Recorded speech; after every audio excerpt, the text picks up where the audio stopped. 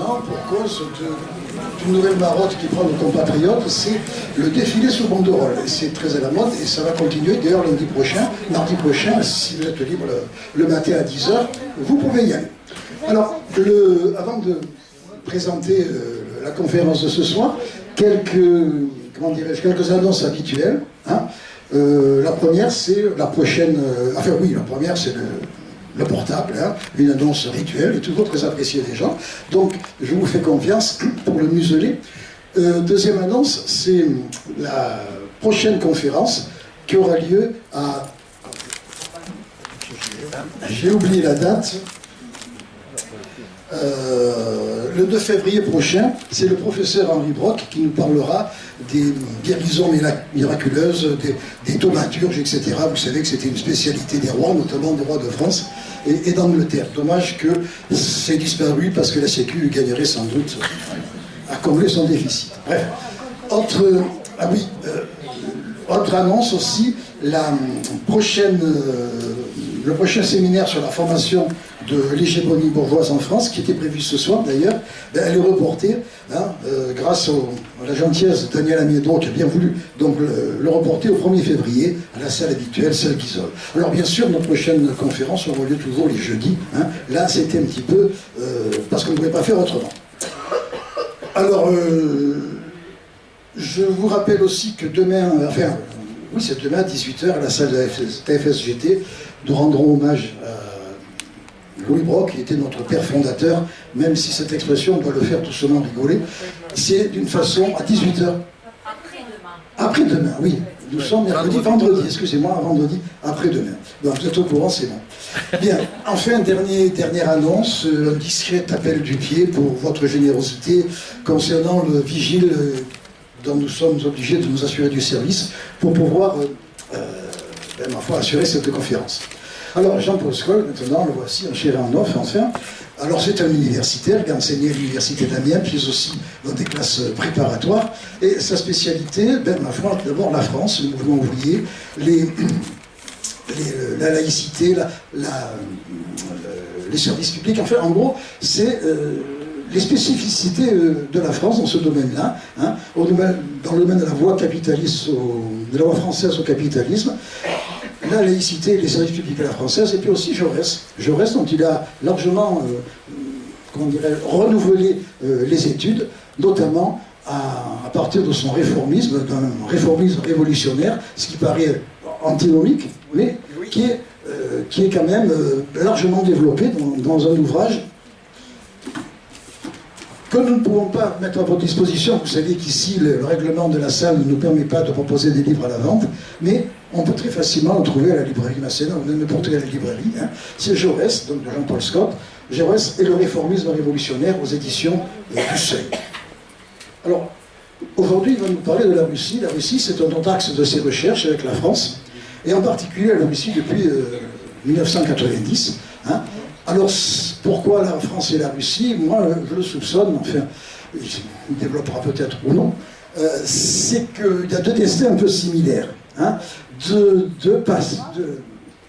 deux pays, voire deux empires, avec une histoire dont elle est l'héritière, mais une histoire qui était peut-être démesurée par rapport au temps présent. Et ça passe pas toujours très bien. Hein. D'où l'intervention de Poutine, tous azimuts, dont on peut se demander si c'est de l'agressivité, hein, ou simplement de la paranoïa. Veux-tu reconquérir l'Empire, reformer l'Empire soviétique, se défendre de voisins qu'il juge dangereux pour lui? C'est un petit peu le problème. Autre problème aussi, ses appels du pied pour une coopération avec le reste de l'Europe et sa méfiance envers ces mêmes puissances européennes. Et ça nous rappelle un peu Pierre le Grand. Pierre le Grand qui, au début du XVIIIe siècle, avait un peu les mêmes problématiques. Sortir son pays de son arriération, le moderniser, le mettre dans le jeu international, mais il fallait compter de part avec le vieil barbe à tous les sens du mot d'ailleurs, qui freinait des quatre fers, et lui-même qui tenait aux valeurs de son propre pays, qui étaient différentes de celles de l'Occident. Alors Poutine, Vladimir Poutine, il mérite quand même qu'on donne son prénom, dans cette problématique, qu'est-ce qu'il fait? il veut absolument impulser un nouvel ordre à son avantage. Est-ce qu'il est victime des événements issus parce qu'il ne peut pas faire autrement? C'est un petit peu l'enjeu de tout ce que va nous expliquer Jean-Paul Scott ce soir.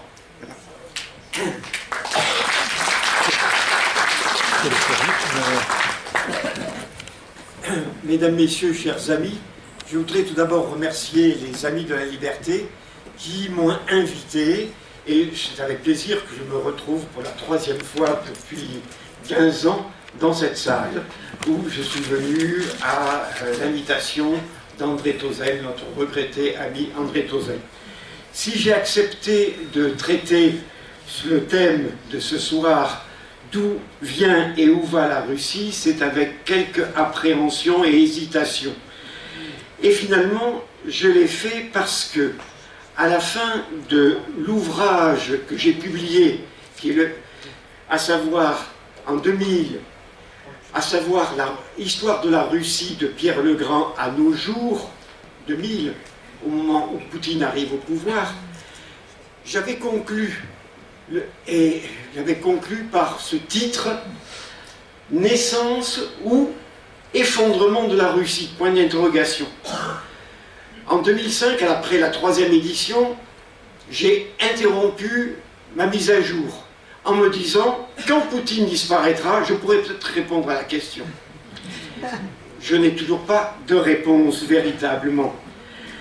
En effet, comment expliquer que Vladimir Poutine, président de la Fédération de Russie, ait déclenché le 24 février 2022 une agression militaire caractérisée contre le peuple frère de l'État indépendant d'Ukraine, et cela en violant ses propres engagements internationaux, et cela en violant le droit de la guerre, et plus largement encore, tous les droits humains.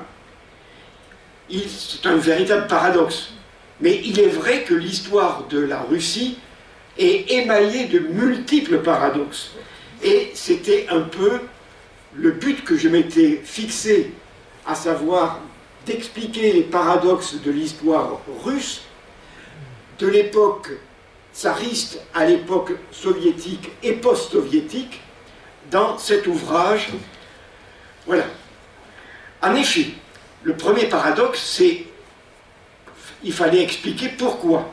C'était dans l'État monarchiste le plus arriéré d'Europe qu'avait pu être possible, pendant 75 ans, la plus longue expérience socialiste de l'histoire.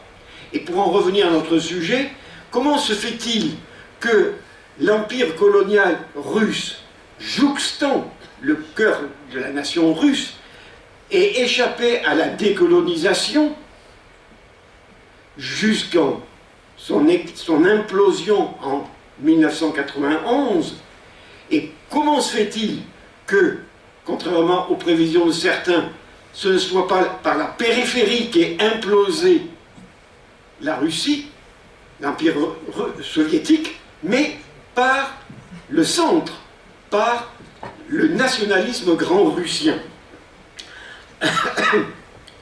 Alors, bien sûr, on peut répondre en disant que de Pierre le Grand à Joseph Staline, et plus largement d'Ivan le Terrible jusqu'à Vladimir Poutine, la Russie tsariste, soviétique et post-soviétique a toujours été confrontée à un certain nombre, disons, de problèmes récurrents et permanents.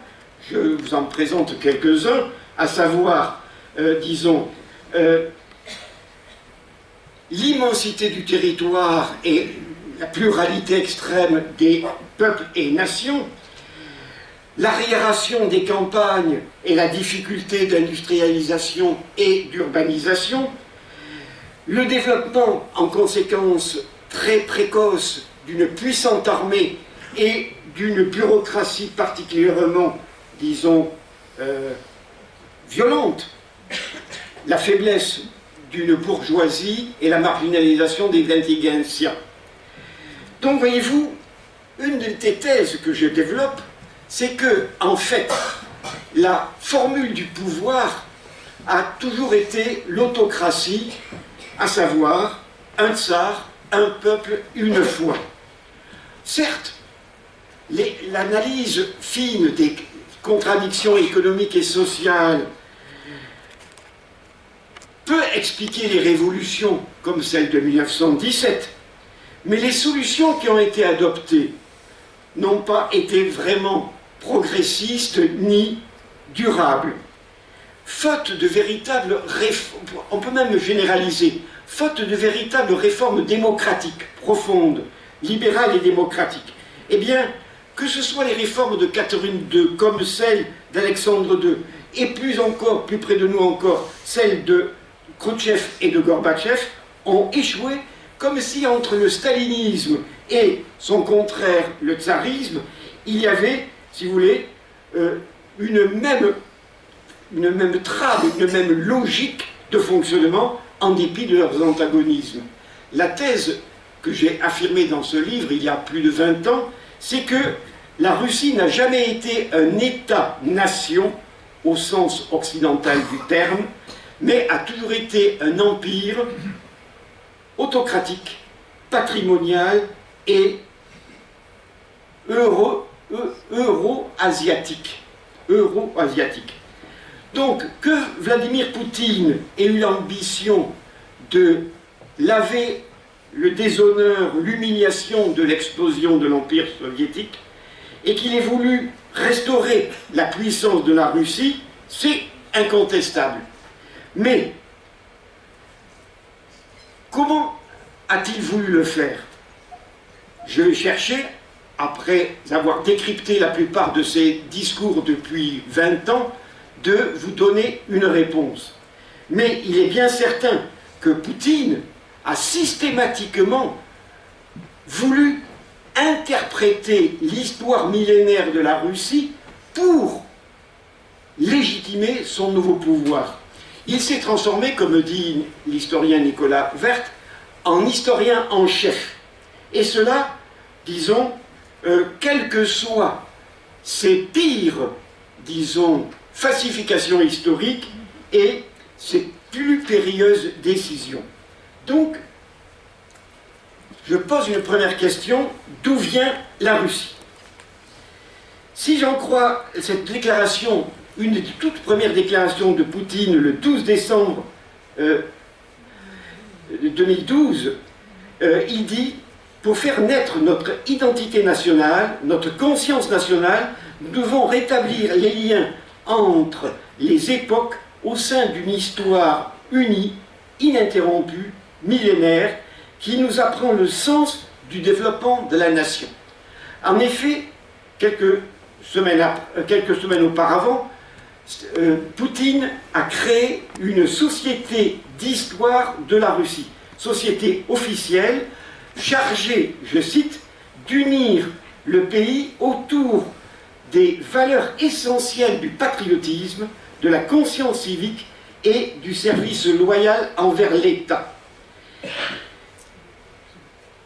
Quand on regarde, si vous voulez, les ouvrages publiés d'histoire officielle, et en particulier les manuels scolaires, on constate que aujourd'hui, en Russie, les jeunes et les citoyens adultes doivent comprendre qu'ils sont le fruit de la succession de 4 grands empires successifs, dont la Russie de Kiev, puis la Russie de la Moscovie, puis, disons, la Russie des Romanov, et enfin la Russie soviétique.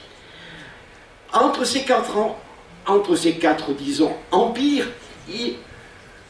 se serait développé, mu comme par une force organique, un peuple russe qui, sorti d'un foyer central, aurait ainsi apporté la civilisation de sa langue, de sa culture, de sa religion, au reste des peuples et des nations de l'Empire soviétique avant son éclatement.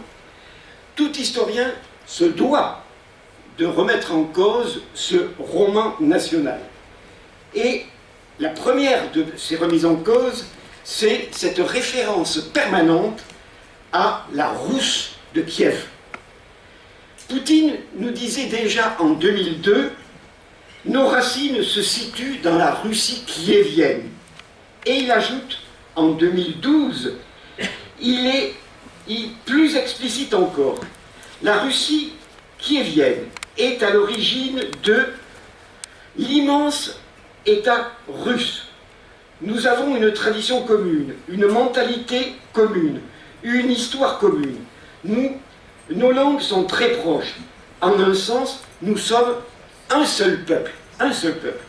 Voyez-vous, Russes, Biélorusses, Grands Russes et Russes de la Nouvelle-Russie, c'est-à-dire les Ukrainiens, seraient des peuples frères, voire issus d'un même peuple.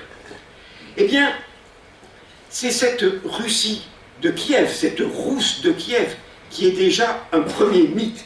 En effet, entre le 9e et le 12e siècle, ce qu'on appelle la Rousse de Kiev n'est qu'un mélange, un melting pot de peuples baltiques, de peuples suédois, vikings, slaves, mais aussi khazars, des juifs convertis, des asiatiques convertis au judaïsme, et de byzantins.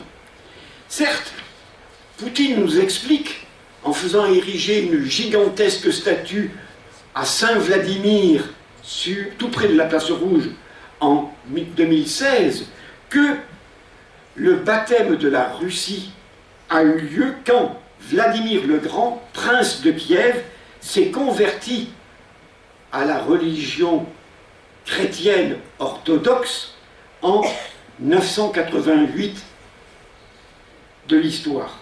Curieusement, au même moment, en 2016, à Kiev, le nouveau président Petro Porochenko érige une statue semblable et se réclame lui aussi de Vladimir le Saint, Vladimir le Grand.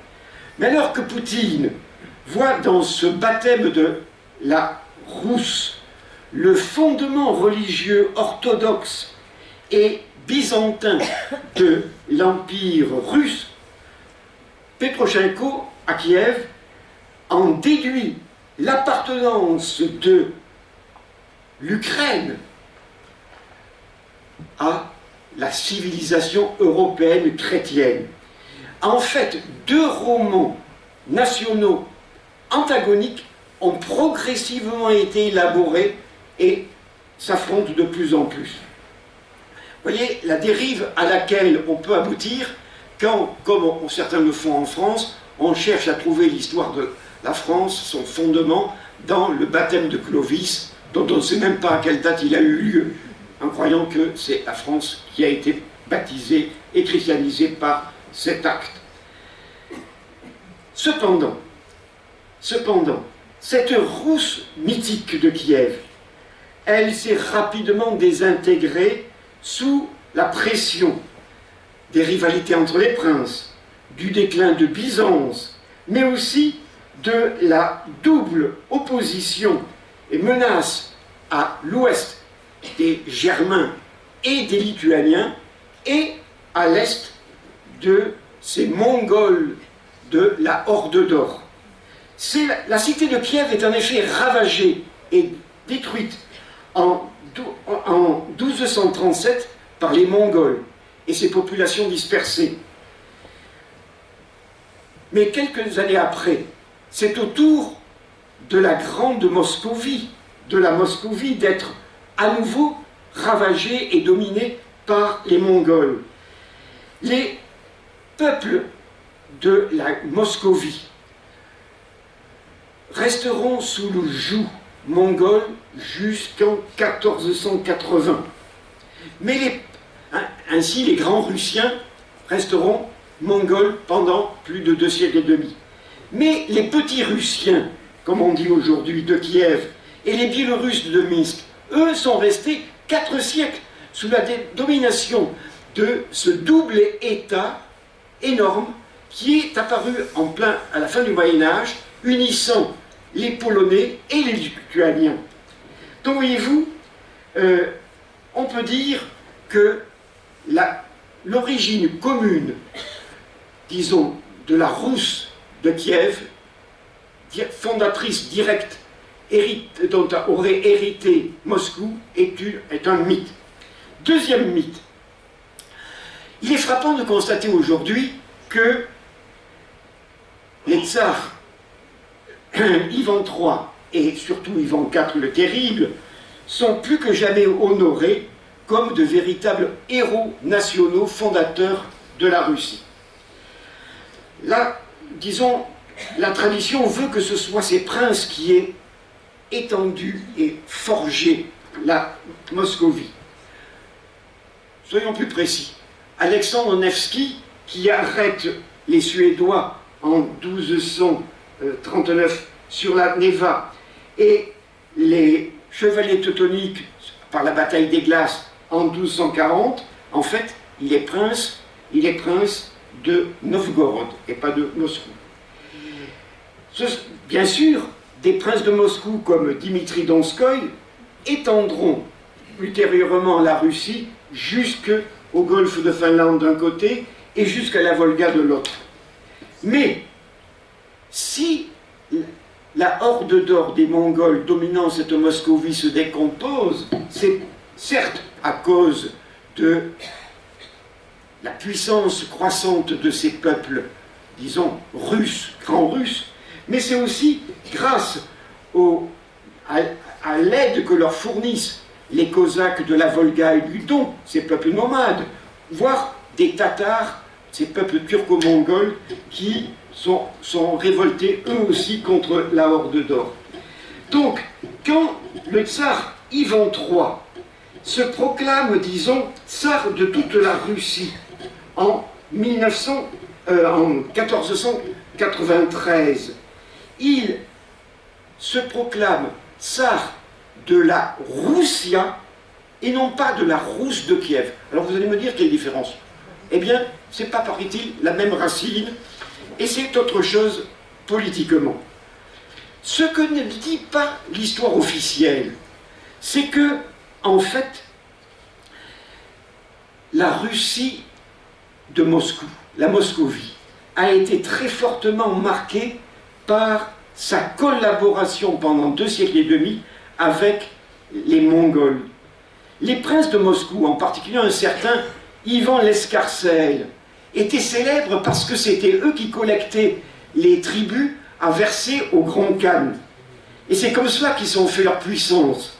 Cet héritage mongol, on le retrouve dans cette conception, disons, des princes de Moscou qui conçoivent leur pouvoir de manière patriarcale par la conquête militaire des sols et la distribution de ces terres conquises à leurs fidèles, à leurs boyards, à leurs sujets. Donc voyez-vous, cette influence mongole, il ne faut pas la négliger. Elle aura des traces, elle laissera des traces.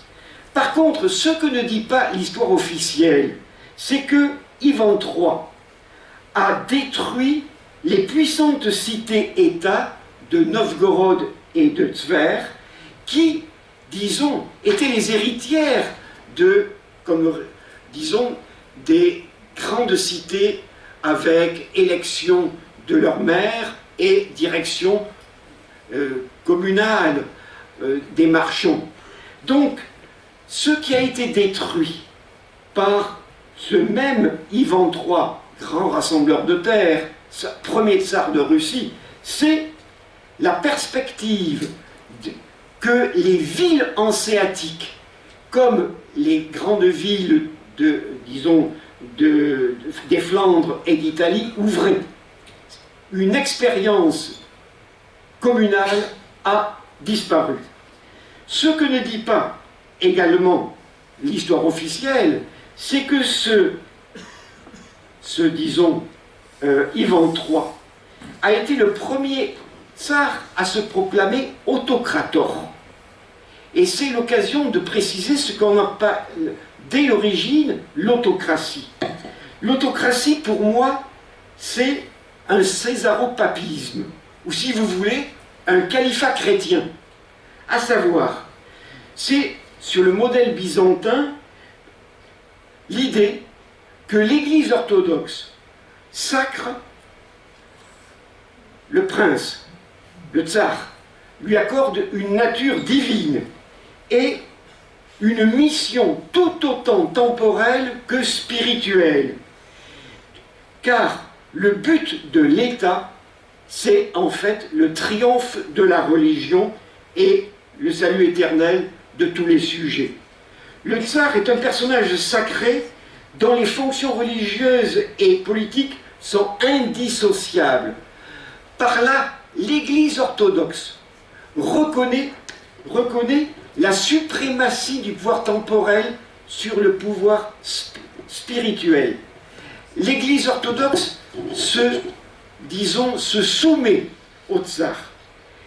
Et c'est ce que dit très explicitement en 1520 le célèbre moine Philothée, celui qui a pronostiqué que Moscou était la troisième Rome. Deux Roms se sont écroulées, mais la troisième, Moscou, se dresse vers les cieux et il n'y en aura pas de quatrième. Eh bien, ce moine Philothée a déclaré que le tsar était l'unique prince des chrétiens et le guide de l'Église apostolique orthodoxe. Qu'est-ce que ça veut dire? J'attire ce point à votre attention parce que la plupart des historiens, la quasi-totalité des historiens, ne le relèvent pas. Au moment où, en Europe occidentale, nous avons la réforme protestante, luthérienne et calviniste, au moment où se développe l'humanisme, en général, eh bien, en Russie se développe, disons, une théocratie, une forme, disons, de théocratie césaropapiste. Si vous voulez, on peut dire que l'Église orthodoxe avait dans ses bibliothèques toute la littérature grecque et romaine antique, Aristote, Platon, et qu'ils n'en ont rien fait. Ils ont condamné, au nom de la révélation, la culture antique. Ils n'en ont rien fait. Et en conséquence, la Russie ne connaîtra pas cette grande réforme culturelle et intellectuelle qu'a été l'humanisme et la Renaissance comme l'Europe occidentale. La Russie s'enlise dans le théocentrisme, alors que l'Europe occidentale, disons, opte pour l'anthropocentrisme. Nous sommes face à ce que j'appellerais une bifurcation de civilisation, et c'est l'arriération intellectuelle de l'Église orthodoxe qui en est responsable. On ne le dit pas assez. Toujours est-il que Ivan le Terrible, eh bien, n'a fait que continuer cette tradition ouverte par son père.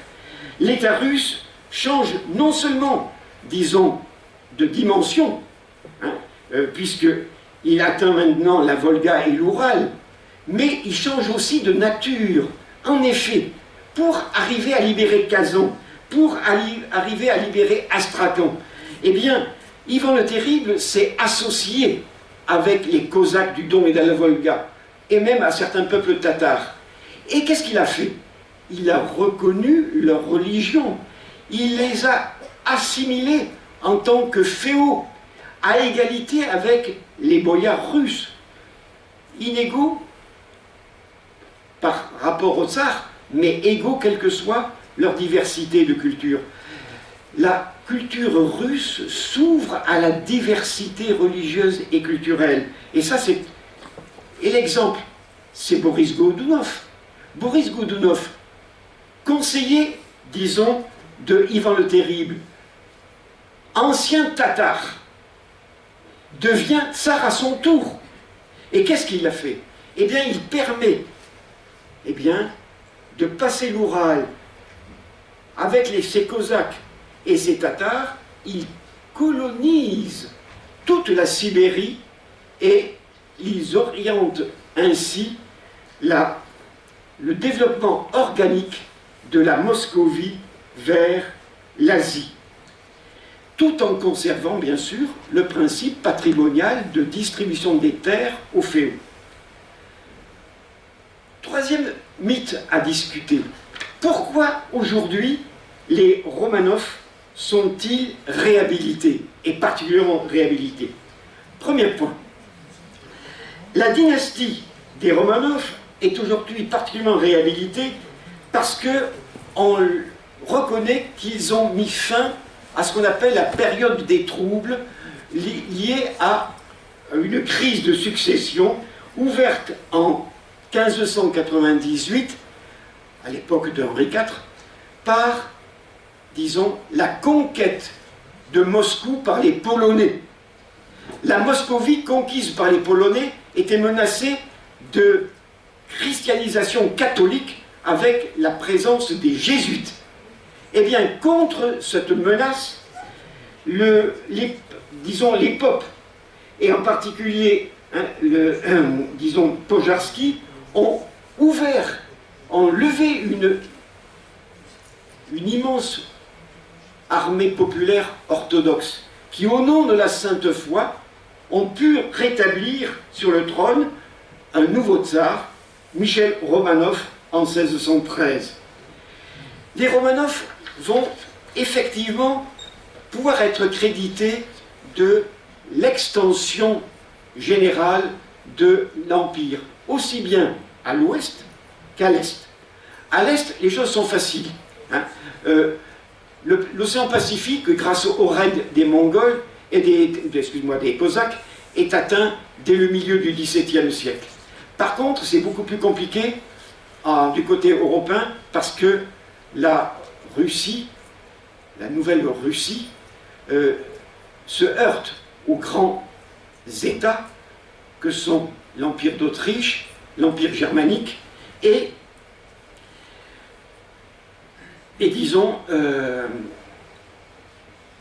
l'État polonais. Contre l'État polonais, les Romanov vont s'appuyer sur les Cosaques zaporoges. En effet, en 1648, sous l'impulsion de leur ataman, leur grand chef Bogdan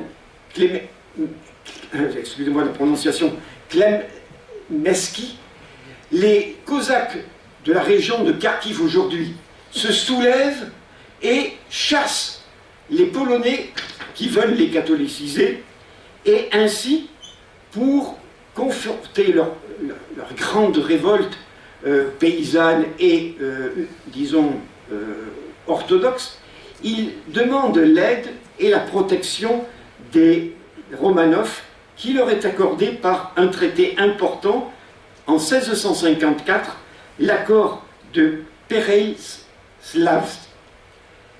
Curieusement, 3 siècles plus tard, Khrouchtchev profitera de la célébration de cet accord pour accorder la Crimée à l'Ukraine. Je ferme la parenthèse. Mais ensuite, bien sûr, viendra, disons, le règne de Pierre le Grand, considéré comme le plus grand des tsars par Poutine. Pierre le Grand réalise le premier vœu de Ivan le Terrible, à savoir une fenêtre sur la Baltique et la création de Saint-Pétersbourg, au prix d'une guerre de 21 ans contre les Suédois de Charles XII. Il en profite d'ailleurs aussi, Pierre le Grand, on ne le dit pas assez, pour renforcer par la création du Saint-Synode l'autorité du pouvoir politique sur l'Église orthodoxe. Cette mission, ce second grand rêve disons, de Ivan le Terrible est réalisé par Catherine II, qui, elle, réussit à conquérir d'abord l'Ukraine orientale, puis l'Ukraine occidentale, à l'occasion des partages de la Pologne avec l'Empire d'Autriche et le Royaume de Prusse. Et finalement, c'est Alexandre Ier qui, en 1815, à la chute de l'Empire napoléonien, annexera carrément le Grand-Duché de Varsovie. Toutes ces conquêtes militaires, eh bien, elles sont justifiées aujourd'hui par Poutine et ses acolytes par des formules comme celle-ci. Il s'agit de la réunion dans un seul État russe des terres russes de l'Ouest qui avaient appartenu à la Rousse ancienne. Je vous laisse juger. L'expansion coloniale au XIXe siècle, eh bien, elle est justifiée aujourd'hui, où il n'est pas question de remettre en cause la colonisation russe. Elle est justifiée parce que, théoriquement, les tsars auraient voulu mettre fin, je cite, aux guerres intestines entre les chefs de tribus du Caucase ou, disons, d'Asie centrale, ou mettre fin à l'esclavage, apporter le progrès. Et si les tsars ne l'avaient pas fait, ce serait l'impérialisme anglais qui aurait pénétré ces terres. Heureusement que les Anglais ont été arrêtés en Afghanistan. Donc voyez-vous, les Romanov sont chéris aujourd'hui parce qu'ils ont réalisé cet empire de 22 400 000 km² en 1914. Mais ils sont aussi chéris parce qu'ils ont créé la structure, la forme de l'État autocratique et militariste. C'est à Pierre le Grand que l'on doit ce complexe militaro-industriel qui fera, disons, qui marquera toute l'histoire de la Russie. C'est à Pierre le Grand que l'on doit cette conception d'un premier service militaire obligatoire avec une armée permanente de 200 000 serfs pour 25 ans. Et la création de ces manufactures, de ces fonderies de l'Oural, qui multiplieront la création de canons et de... C'est également à Pierre le Grand que l'on doit ce qu'on appelle la table des rangs, le Tchin, instauré en 1722. Qu'est-ce que c'est? Eh bien, c'est un service permanent de l'État imposé, disons, à l'aristocratie civile et militaire. La noblesse en Russie, ça n'est pas une véritable, disons, caste, ni une véritable classe. C'est d'abord un corps hiérarchisé d'officiers civils et militaires. L'État impose à tous les enfants de la noblesse de faire, disons, d'abord des études et leur service militaire comme officiers militaires et civils. Donc voyez-vous, cette conception du service de l'État nuira très profondément à l'affirmation d'une bourgeoisie éclairée, libérale. Elle compliquera tous les rapports entre le peuple et les élites, puisque à ces nobles, on donne et on distribue, comme voire on joue, des têtes de boyards, des têtes de serfs, des paquets de serfs. Donc voyez-vous, la russification repose fondamentalement sur cette conception de l'État patrimonial qui, disons, se développe de manière spécifique. Alors bien sûr, il y a des limites. Cet État patrimonial n'a pas réussi à russifier la Pologne, la Finlande, etc. etc. Et l'oppression nationale a été de plus en plus vécue, par exemple, y compris en Ukraine, un peu moins peut-être dans d'autres territoires. C'est cette armée multi-ethnique, multinationale, profondément paysanne, de paysans à peine libérés d'un servage en 1861, qui, lors de la Première Guerre mondiale, ne répondra pas aux vœux du tsarisme. C'est cette armée qui se décomposera avant même la révolution de février 1917 et qui va faire que la désintégration de l'armée permettra la désintégration du pouvoir tsariste. Il n'empêche que les Russes expliquent très mal cette décomposition aujourd'hui. Par contre, ils ont sanctifié plus que jamais le tsarisme, car vous le savez, en 1998, le tsar Nicolas II a été canonisé et déclaré martyr de la foi par Helsinki lui-même et le patriarche de Moscou. Helsinki, dont le premier acte symbolique a été de faire reconstruire sur la place rouge la basilique de Saint-Sauveur que Staline avait fait raser pour permettre les grandes parades militaires dans les années 30. Donc voyez-vous, une question, la dernière pour cette première partie est posée. Quelle place est réservée dans le roman national de Poutine à l'expérience soviétique? Poutine propose une étonnante synthèse entre le passé tsariste et l'héritage soviétique.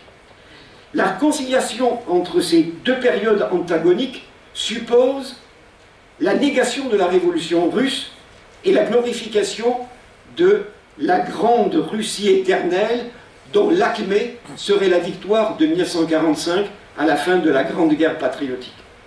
La révolution russe, la révolution d'octobre en particulier, est aujourd'hui condamnée comme un coup d'État contre le pouvoir légitime d'un gouvernement provisoire perpétré par un petit groupe de révolutionnaires, souvent juifs, manipulés par l'Empire allemand, internationalistes et terroristes, animés par une idéologie étrangère, le marxisme, et surtout par cette âme de Nadé qu'aurait été Lénine.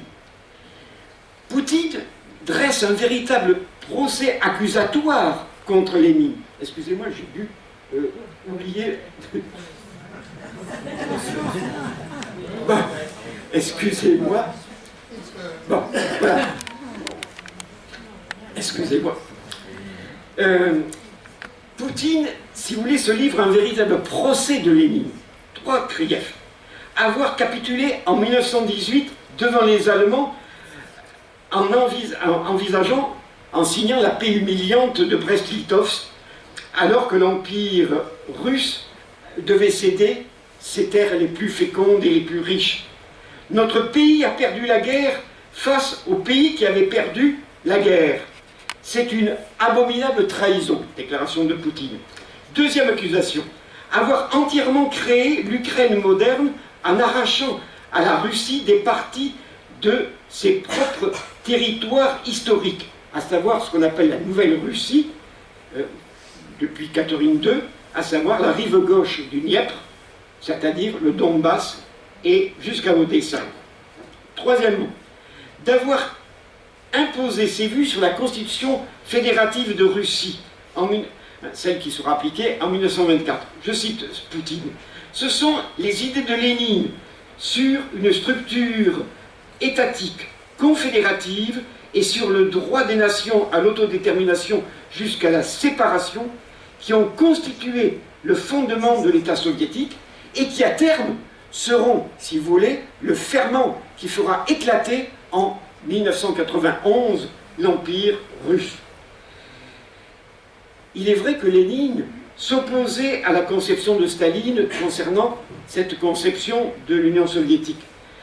Alors que Staline voulait simplement créer un État centralisé autour de la Russie en concédant seulement une certaine autonomie aux républiques fédérées, eh bien Lénine, lui, proposait non pas de faire des concessions aux indépendantistes, comme l'accuse Poutine, mais Lénine voulait appliquer le principe de l'égalité des droits entre toutes les républiques soviétiques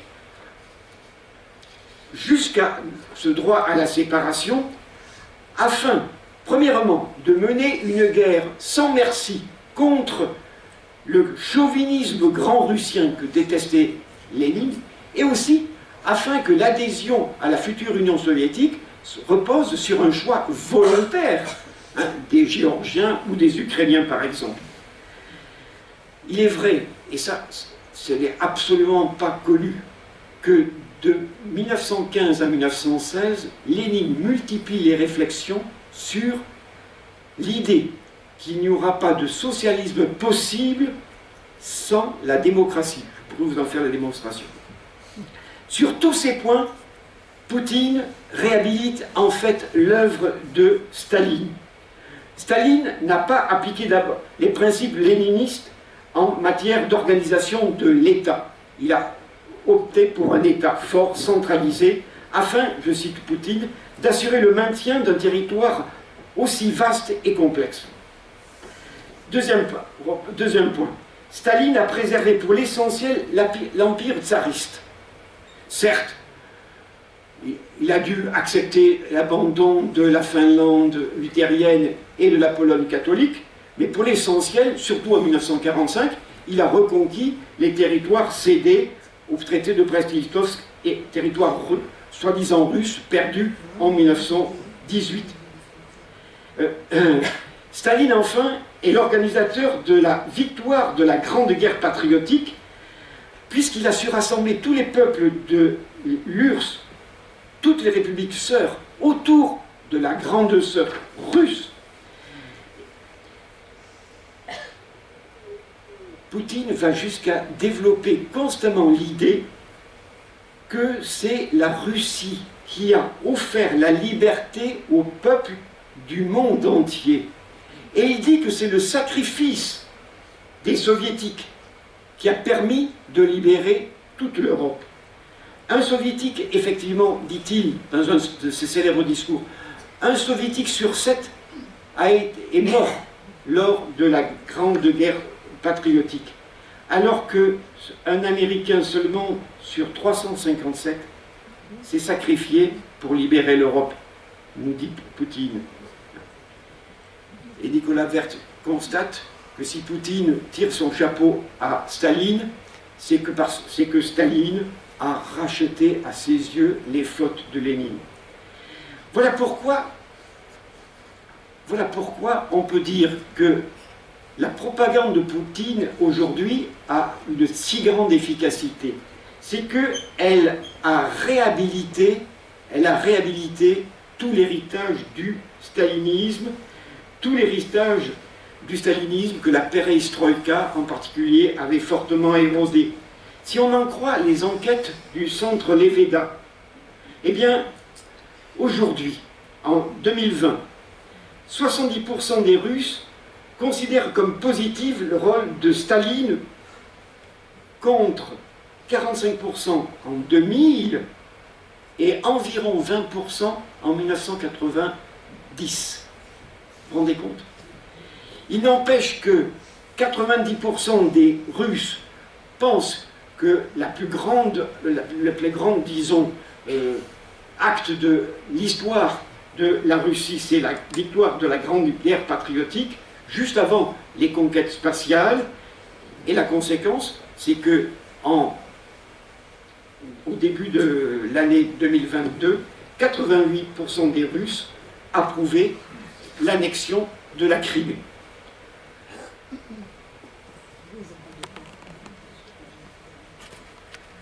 Où va la Russie? Écoutez cette première déclaration de Poutine quelques jours à peine après sa prise du pouvoir, le 9 février 2000.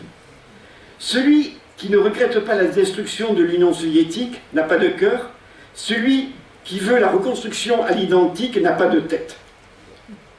Le dilemme est le suivant, à partir de 2000. Fin d'un empire, naissance d'une nation.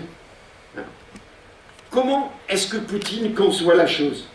Contrairement à une idée fort répandue, à mon avis, Poutine n'entend pas restaurer l'empire soviétique. Il n'en a ni les moyens, ni même la volonté. Il veut seulement et d'abord restaurer la puissance de la nation russe, du peuple, de l'identité de la Russie nouvelle. Et il fonde cette nation sur l'identité de langue, de culture, de religion, de civilisation, et non pas sur l'égalité des droits de citoyens libres et souverains. Toute sa politique, disons, va viser à reconstruire, comme il dit, une voie russe vers la démocratie souveraine. Alors qu'est-ce que c'est que cette démocratie souveraine? Le premier mandat de Poutine a été consacré, si vous voulez, à la restauration de l'État fort. Dès l'an 2000, Poutine a voulu rétablir un État efficace et il s'est fixé 4 objectifs très clairs. Premièrement, mettre fin au chaos et à la faillite financière de la présidence Helsinki et à l'humiliation d'avoir perdu la guerre froide. Pour cela, il respecte les institutions créées, la constitution de 1993, c'est une constitution très présidentielle, avec des pouvoirs extrêmement restreints de la Douma, ça lui va très bien. Mais son but politique, c'est de rapprocher les communistes réformateurs des démocrates russophiles, en marginalisant, si possible, à l'époque, les nostalgiques de l'URSS et les néolibéraux, ultralibéraux, disons, helsinkiens. Son deuxième but est d'interrompre le développement de la Russie dans un sens oligarchique. C'est une formule de Poutine. On n'y insiste pas assez. En effet, Poutine a voulu faire le ménage parmi ces oligarques qui avaient pillé le pays dans les années 1990, et il a voulu fixer de nouvelles règles de collaboration entre cet État pauvre, cette puissance pauvre, comme l'analyse l'économiste Georges Solokov, avec ces nouveaux riches, ces nouveaux potentats qui, disons, sur lesquels il compte pour relancer l'économie nationale. Certains seront chassés de Russie parce qu'ayant opté pour être des simples financiers internationaux comme Abramovitch. Mais d'autres bénéficieront longtemps de la générosité de l'État tout-puissant, un État patrimonial, comme par exemple Berezovski, qui fut longtemps un des privilégiés de Poutine. Mais attention, quand par exemple Mikhail Godorkovsky, le magnat de Rosneft, le premier, disons, combinat pétrolier de Russie, quand Godorkovsky négocie avec Exxon, la firme américaine, la pénétration du capital américain en Russie, c'est le veto. Il est arrêté, condamné à 10 ans de prison et surtout démis de sa fortune. Et Rosneft redevient et sera redistribué à d'autres. Donc il s'agit de préserver, si possible, dit Poutine, le capital russe. Pourquoi? Troisième point. Pour assurer un retour à l'état social minimum. C'est une formule de Poutine. Les gens veulent la stabilité, pas la stagnation. Ils veulent mieux vivre. Effectivement, après la terrible misère des 10 années d'Helsinki, il fallait stabiliser le rouble, payer les retraites et les salaires, restaurer les finances, et si possible, disons, remettre au travail les fonctionnaires et les travailleurs, afin de limiter les ravages et la décomposition de la société. Mais en politique étrangère, pendant cette première période de 4 ans, on oublie trop souvent que Poutine s'est montré extrêmement ouvert à l'égard de l'Occident. Il a envisagé un rapprochement avec les États-Unis et même avec l'OTAN. En septembre 2000, il déclare par exemple à Berlin la guerre froide est finie. Il propose l'année suivante à l'OTAN d'entrer en relation en déclarant la Russie ne voit pas dans l'OTAN une organisation hostile. Un contact permanent est créé entre la Russie et l'OTAN, à condition qu'il n'y ait pas, disons, de menace de l'un comme de l'autre. Eh bien, Poutine va être amené à se réviser radicalement cette position. Alors certes, s'il a fait ses avancées, c'est qu'il est disons, enfermé dans la seconde guerre de Tchétchénie. Et voilà pourquoi il réagit aussi vite après, disons, la destruction des tours jumelles à New York le 11 septembre, car il est le premier à apporter son soutien au président des États-Unis au nom d'une lutte commune contre le terrorisme islamique. Mais, dès 2003, Poutine fait marche arrière, se ravise. C'est l'agression américaine contre l'Irak de son ami Saddam Hussein qui, disons, est le déclic. Il se rend compte que ce qu'on appelle en Russie l'étranger proche est menacé par un expansionnisme américain. Il change de doctrine en politique étrangère, se rallie à la doctrine Primakov, du nom du ministre des Affaires étrangères russe, qui avait fait condamner, disons, l'agression de l'OTAN contre la Serbie et la décomposition de la Yougoslavie. Mais Poutine ne peut pas intervenir, ne peut pas faire plus. Pourquoi? Parce que il s'agit de reconstruire cette Russie et de profiter de ses exportations de pétrole et de gaz. Le deuxième mandat de Poutine, 2005-2008, eh bien, connaît un durcissement, un tournant conservateur. À la suite de la multiplication des attentats terroristes, en particulier dans le Caucase, à Beslan, Poutine et à Moscou, Poutine entreprend, disons, ce qu'il appelle d'imposer la dictature de la loi, d'imposer la diagonale du pouvoir, et ainsi il se permet de nommer désormais tous les gouverneurs des provinces, afin qu'il y ait une unité de volonté de haut en bas. Mais en même temps, il décide de se rapprocher des chefs religieux de l'Église orthodoxe, mais aussi disons, de l'islam et du bouddhisme, en leur confiant une mission spéciale: naturaliser le peuple, moraliser le peuple, soutenir l'État. Le patriarche orthodoxe de Moscou devient ainsi le 6e personnage officiel de l'État. L'État, disons, dit Poutine, dans une grande déclaration en 2007, doit défendre les valeurs morales, sans lesquelles ni l'humanité, ni l'homme concret ne peuvent vivre. Valeurs qui ne peuvent être autres que religieuses. On retrouve cette idée, voyez-vous, hein, de la foi comme moteur et, disons, du régime politique. Poutine instrumentalise, certes, le christianisme orthodoxe, mais il se félicite de cette ouverture religieuse traditionnelle des tsars, respectueux des traditions de l'islam et du bouddhisme. Il n'empêche que pour lui, il s'agit de restaurer en Europe et dans le monde essentiellement une civilisation chrétienne au-delà de la communauté nationale.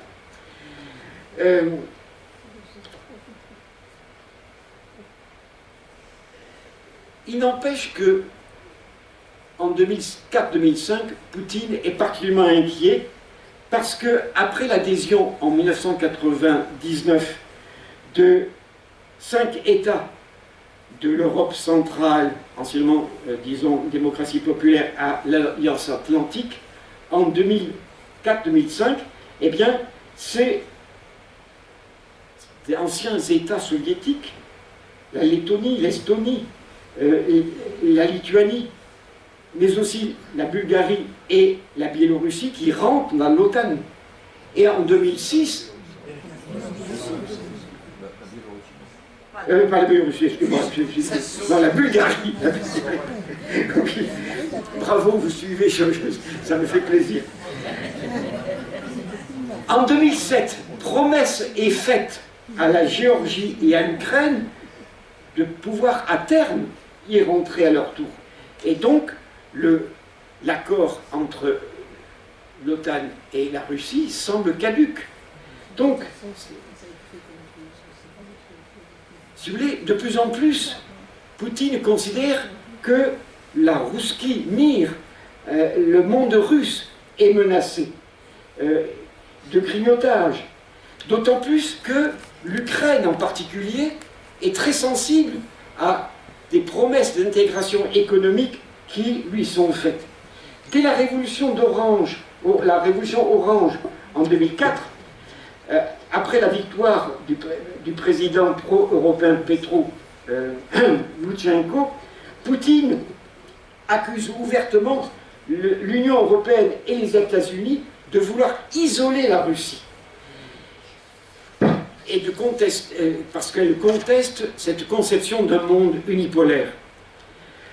Même si Poutine pense que le rétablissement, disons, en 2010, d'un président pro-russe, Viktor Yanukovych, à Kiev, facilite, disons, le maintien de l'Ukraine dans l'orbite russe, il n'empêche que Poutine est particulièrement, disons, inquiet de ces progrès du partenariat que propose l'Union européenne disons, d'autant plus que un certain nombre de milieux, et en particulier certains milieux oligarchiques, sont particulièrement sensibles en Ukraine à la rupture des liens avec la Russie et au rapprochement avec l'Europe.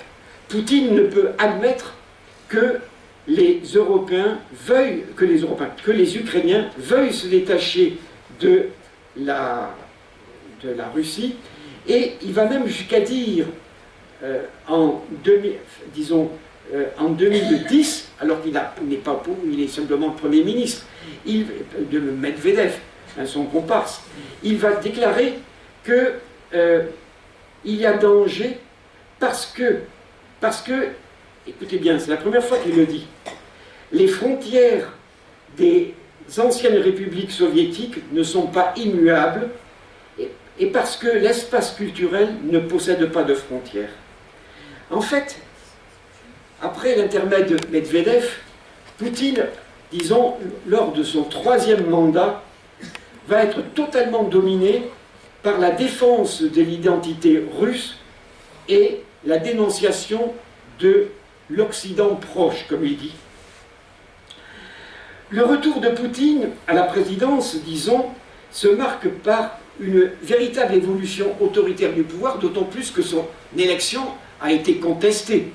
Eh bien, les contestataires sont emprisonnés massivement, les réseaux sociaux sont très fortement contrôlés, les libertés d'expression et d'opinion sont très soumises à la censure, les manifestations interdites ou réprimées, un certain nombre même d'opposants va être assassinés à Moscou.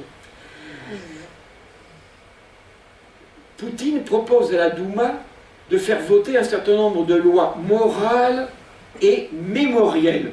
Loi morale, je vous cite l'une. Protéger les enfants de la pornographie, de la violence et des comportements immoraux et obscènes. Pénalisation de toute propagande homosexuelle. Disons, menace. Autre menace. Les organisations non gouvernementales, en particulier Mémorial, qui avaient, disons, entrepris un très grand travail de restauration de la mémoire des crimes de Staline, eh bien, devront se déclarer comme agents de l'étranger et seront soumises désormais à des contrôles tatillons. Mais il y a pire. Le 13 septembre 2013, devant le cercle d'élite Valdai, Poutine lance une violente campagne contre l'Occident et pour la défense de l'identité russe, il renvoie carrément dos à dos aussi bien l'idéologie soviétique qui ne saurait revenir, dit-il, que l'ultralibéralisme occidental prétendant civiliser la Russie de l'extérieur. Pour lui, il s'agit de restaurer en Russie d'abord, mais aussi dans toute l'Europe, les racines chrétiennes, fondements de la civilisation occidentale, que les États occidentaux sont en train de sacrifier. Poutine va encore plus loin quand il estime que la Russie s'est toujours développée comme, je cite, une complexité florissante, comme un État-civilisation, reposant sur le peuple russe, la langue russe, la culture russe, l'Église orthodoxe russe, et il ajoute, et les autres religions traditionnelles de la Russie. La Russie se veut ainsi, voyez-vous, la championne de la défense de la civilisation chrétienne en Europe et multiplie les contacts avec tous les groupes nationalistes et réactionnaires de la droite européenne. Pour resserrer ces liens, malgré tout, avec l'Ukraine, qui sont les plus difficiles, qui sont les plus en danger, en 2013, Poutine propose ce qu'il appelle le projet Novarossia, un projet de coopération économique qui doit damer le pion au partenariat européen. Mais Poutine s'y prend beaucoup trop tard, si bien que Yanukovych hésite. Et finalement, Poutine est obligé de menacer. En septembre 2013, il n'hésite pas à déclarer « L'Ukraine est sans doute un État indépendant, mais n'oublions pas que l'État russe actuel a des racines nées à Kiev et liées au Dniepr. La Russie kievienne est à l'origine de l'immense État russe. Nous avons une tradition commune, une mentalité commune, une histoire commune. Nos langues sont très proches. En ce sens, nous sommes un seul peuple. Un seul peuple.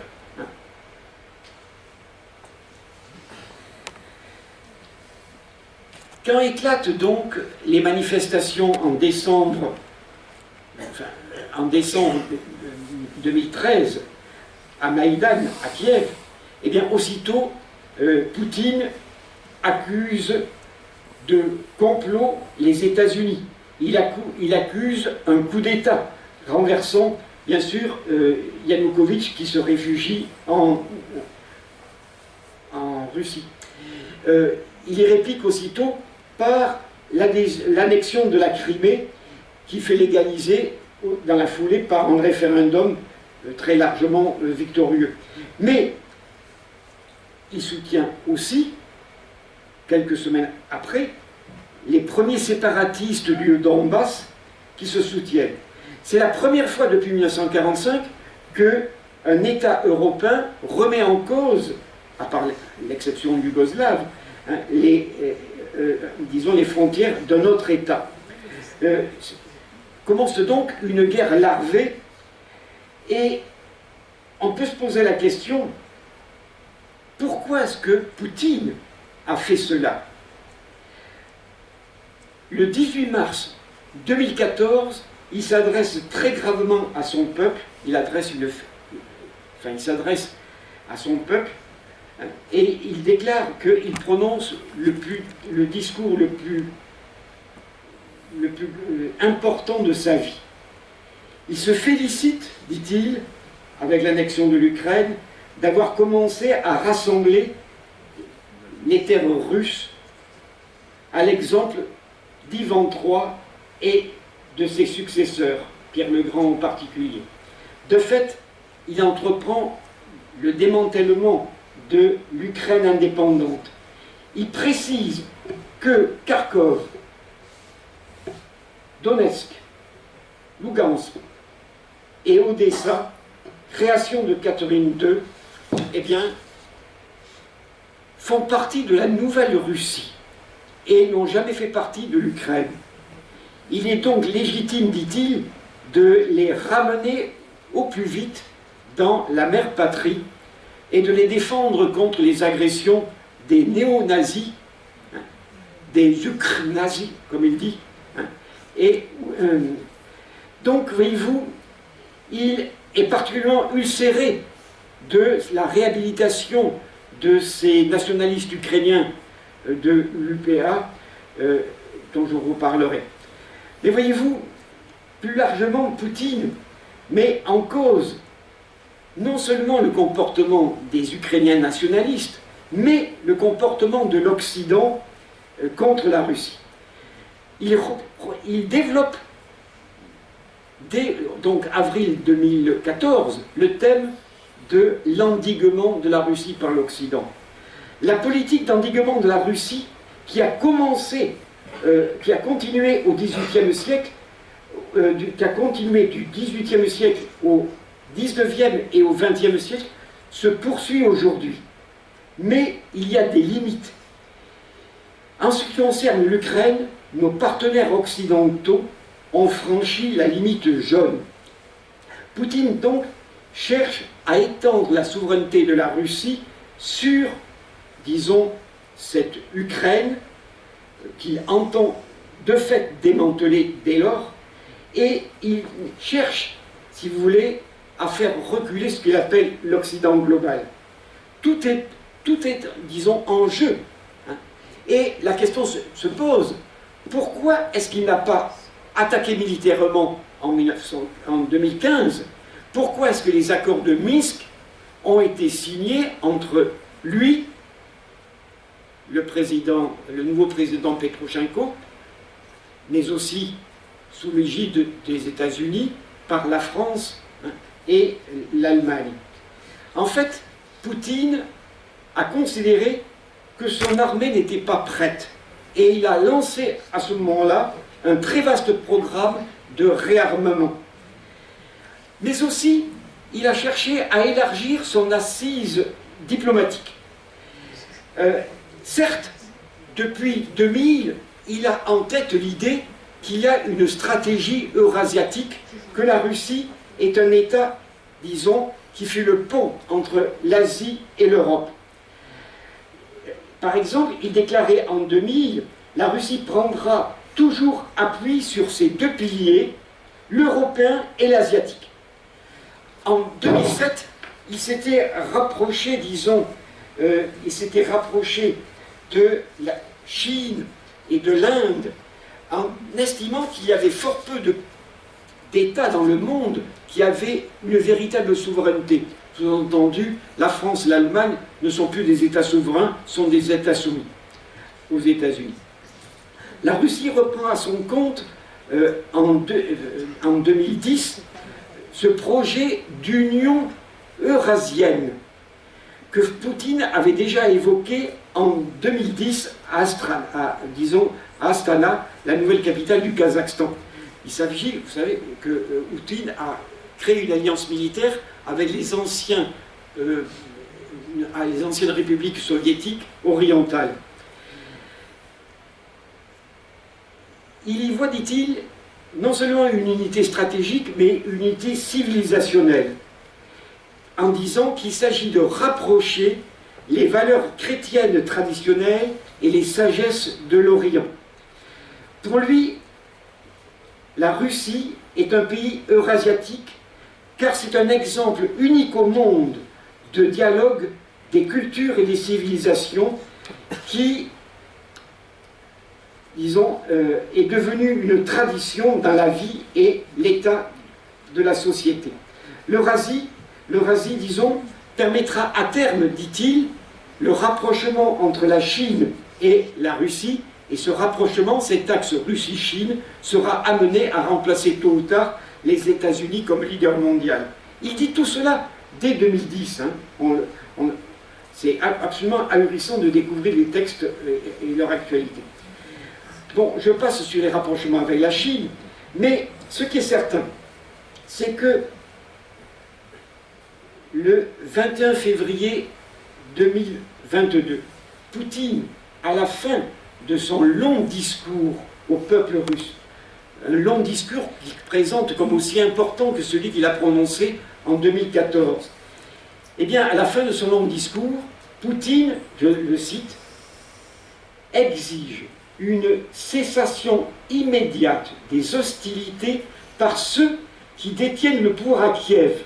Sinon, toute la responsabilité de la poursuite et de l'effusion de sang reposera entièrement sur le régime au pouvoir, sur le territoire de l'Ukraine. Nous sommes devant une formidable inversion des responsabilités, un paradoxe immense. Poutine, qui se prépare à faire envahir l'Ukraine, estime que c'est aux Ukrainiens à arrêter les hostilités, sinon la responsabilité retombera sur eux. Et dans ces conditions, le 24 février, 2 jours plus tard, les chars russes fondent sur, disons, Kiev. Alors, vous pouvez lire cette phrase de Poutine prononcée ce jour-là, le 22 février. Nous savons qui est le principal adversaire des États-Unis. C'est la Russie. Dans les documents de l'OTAN, notre pays est officiellement déclaré comme étant la première menace pour la sécurité euro-atlantique. Et l'Ukraine servira de tremplin pour un tel. Poutine est parfaitement conscient de cette situation stratégique.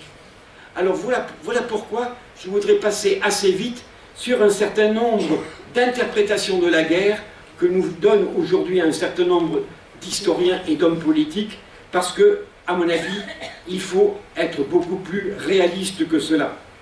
Certains disent que cette guerre est une guerre fratricide.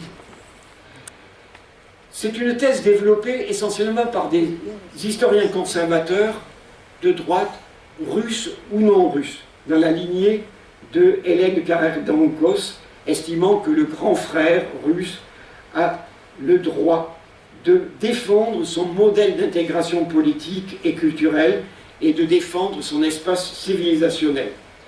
Bon, alors, certains développent exactement la thèse inverse, tout en se référant à l'idée que ce sont les Ukrainiens qui sont les héritiers du foyer, disons, initial, du foyer orthodoxe. Par exemple, c'est la thèse de Jean-François Colosimo. Mais bien sûr, certains se rendent compte que ces frères, ces peuples frères, sont devenus des peuples ennemis. C'est la thèse, par exemple, de Anne Colin-Lebedev. Mais, disons, il faut être plus précis. En fait, si on s'en tient à cette notion de guerre fratricide, c'est qu'on n'explique pas le phénomène. L'historien, par exemple, Andras Kepler, qui a écrit un ouvrage publié en 2017 qui porte le titre « Russes et Ukrainiens, les frères inégaux », est beaucoup plus près de la réalité. Il montre que, disons, il y a eu en permanence concurrence entre un grand frère et un petit frère, mais que tous les deux ont cherché à, disons, ériger à la fois des rapports amis-ennemis selon les circonstances.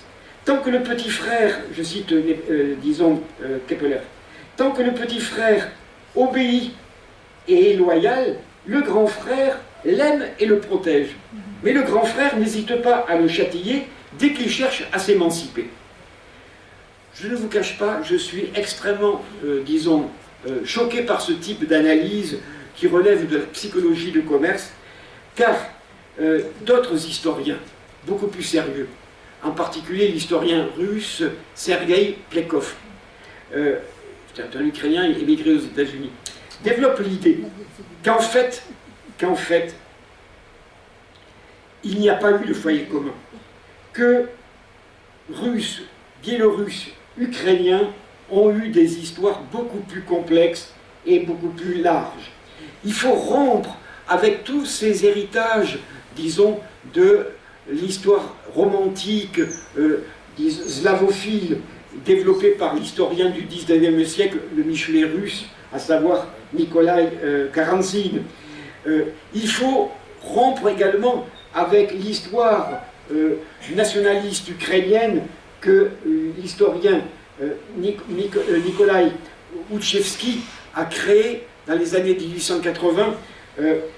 Lui-même sera, disons, futur président de la Rada en 1917. En effet, l'Ukraine a toujours été un patchwork. C'est le terme employé par cet historien ukrainien. L'Ukraine a toujours été une terre de confins, une terre de marche, une terre dont les frontières n'ont cessé d'évoluer dans l'histoire, ce qui a gêné la formation du sentiment national. Le problème, c'est que ce sentiment national s'est forgé pour l'essentiel, eh bien, sous la période soviétique et après 1991, et que le comportement de Poutine n'a pas, disons, aider à ce que ce sentiment national, disons, ne soit pas, comment vous dire, hostile à la Russie. Deuxième thèse que je critique. Cette thèse est souvent présentée comme une guerre de civilisation. Poutine parle de guerre de civilisation. Mais, disons, le président ukrainien aussi parle de la guerre du bien contre le mal. En fait, très souvent, on nous présente aujourd'hui en Occident cette guerre comme une guerre de la liberté et de la démocratie contre la dictature et la barbarie. En fait, ce schéma binaire est particulièrement contestable car l'Ukraine, indépendante depuis 1991, a été loin d'être une véritable et réelle démocratie. Ses institutions politiques présidentialistes ont été l'enjeu de rivalités multiples entre oligarques particulièrement corrompus, oligarques représentant souvent des intérêts régionaux, rivaux. Et une petite remarque simplement, l'Ukraine a connu 6 présidents, mais 3 sont arrivés au pouvoir en dehors de tout cadre constitutionnel à partir de crises graves politiques et d'élections plus ou moins contestées, aussi bien en 2004, en 2010 et en 2014. Par suite, les Ukrainiens n'ont fait que renvoyer la pièce aux Russes en érigeant un certain nombre de lois dites de désoviétisation ou de lois mémorielles qui interrogent les politiques, mais aussi les historiens. Première loi mémorielle fondamentale qui est enracinée dans le sentiment national ukrainien, c'est, après la révolution d'Orange, disons, cette loi prise, disons, en 2006 par le président Viktor Yushchenko, faisant de l'Holodomor, c'est-à-dire de la grande famine de 1932-33, un génocide soviétique du peuple ukrainien, une extermination par la faim, pire que le génocide nazi. Il y a une concurrence sur les chiffres. Certains vont dire jusqu'à dire qu'il y a eu 10 millions de victimes, alors que la plupart des historiens pensent que cette crise, cette grande famine est la conséquence à la fois de la décolonisation forcée après la collectivisation des terres en 1929-30, très violente en Ukraine, mais aussi du fait de la sécheresse, d'une sécheresse particulièrement violente et qui va de la Hongrie jusqu'au Kazakhstan. Au Kazakhstan, en parenthèse, où il y a eu en proportion plus de victimes qu'en Ukraine. Toujours est-il que ce thème du génocide perpétré par les soviétiques contre les Ukrainiens a été appuyé très largement par l'Allemagne, mais aussi par les États-Unis qui ont reconnu ce génocide. Après la révolution de Maïdan en 2014, le président Petrouchevsko ajoute un certain nombre de lois mémorielles concernant, disons, l'identité ukrainienne. Première de ces lois, une loi condamne toute contestation du caractère également criminel des régimes communistes et nazis en Ukraine. On renvoie dos à dos, bien sûr, mais même l'Union européenne, le Conseil de l'Europe l'a fait. Une autre loi, plus grave par certains côtés, réhabilite l'honneur et la mémoire des combattants pour l'indépendance de l'Ukraine au XXe siècle, et en particulier les combattants de l'armée ukrainienne populaire fondée par Stepan Bandera et, disons, héritier de l'organisation des nationalistes ukrainiens fondée en Pologne en 1929.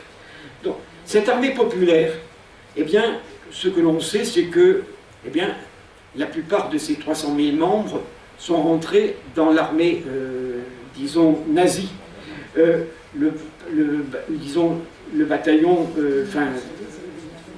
SS Galicie en particulier. Quant à Bandera, certes, il a proclamé l'indépendance de l'Ukraine en, disons, le 21 juin 1941, mais il a été aussitôt arrêté par les nazis. Il n'empêche que ces corps francs, les corps francs de l'EPA, ont largement participé au massacre que les Einsatzgruppen allemands ont perpétré contre des Polonais, mais aussi contre des Ukrainiens, des Juifs en particulier. Si bien que le centre Simon Wiesenthal a contesté très vigoureusement cette idée que l'on puisse réhabiliter la mémoire de nationalistes qui ont collaboré avec les nazis au début de la Seconde Guerre mondiale et dont les partisans sont impliqués dans la mort, entre autres, de milliers de Juifs. Donc, voyez-vous, cette thèse est particulièrement discutable. Par bonheur, parce qu'à un côté, le président Vladimir Zelensky a cherché à calmer pour ainsi dire, ce conflit des patrimoines, cette guerre des mémoires, mais il est obligé de reconnaître à son grand regret que Stepan Bandera, le chef nationaliste, reste, je cite Volodymyr Zelensky, un héros pour une partie des Ukrainiens. Bref, la guerre actuelle est certes une guerre des mémoires nationalistes, pas une guerre du bien contre le mal. Alors, deux thèses sont rapidement à examiner. Est-ce que la guerre actuelle n'est pas un conflit intra- ou inter-impérialiste? Il suffit de faire comme on peut le faire, disons, traditionnellement, comme je l'ai fait dans mon ouvrage, une analyse économique et sociale de ces rapports entre la Russie et l'Ukraine pour comprendre que tel est le cas.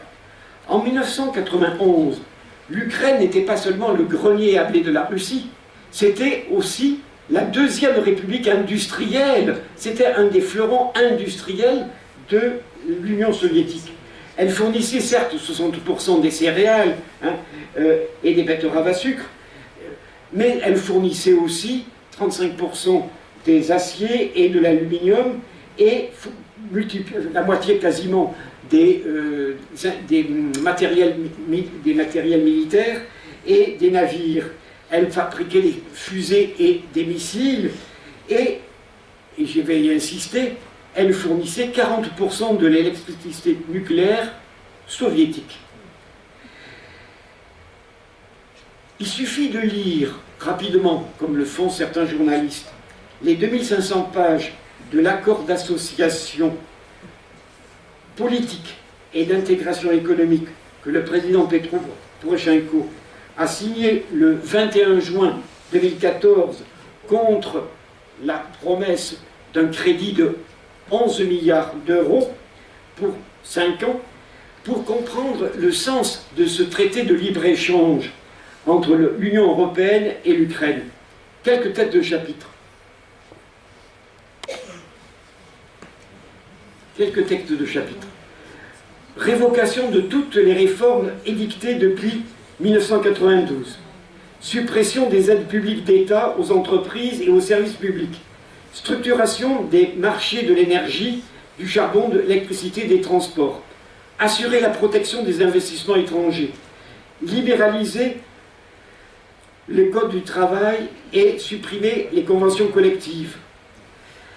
Les 44 annexes de l'accord préciseront les contreparties de ce crédit de 11 milliards présenté comme un partenariat oriental.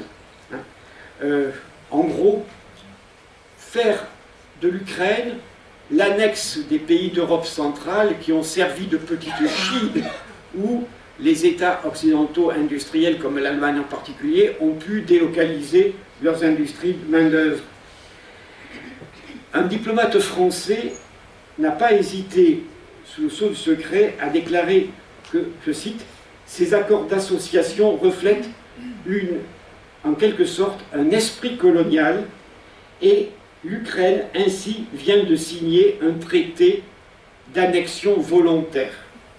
Je prends un seul exemple, l'exemple du marché de l'énergie électrique.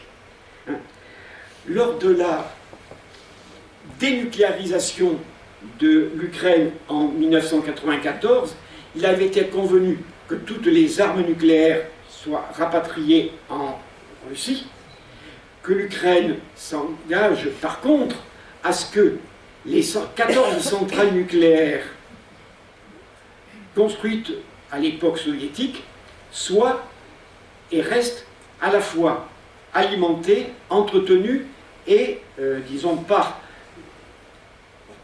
Rosatom, c'est-à-dire le géant atomique de l'énergie atomique russe, qui récupérait les déchets.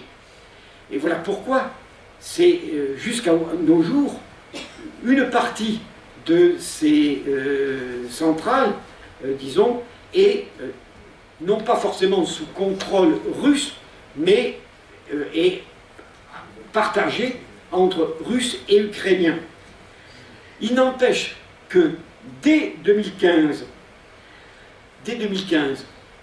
a été décidé le raccordement du réseau électrique ukrainien, excédentaire, très largement excédentaire en production d'électricité, au réseau européen. Les entreprises européennes, en particulier EDF, RTF et, disons, l'entreprise allemande RDW, ont raccordé le réseau ukrainien à l'Europe occidentale pour le marché de l'électricité décarbonée, alors que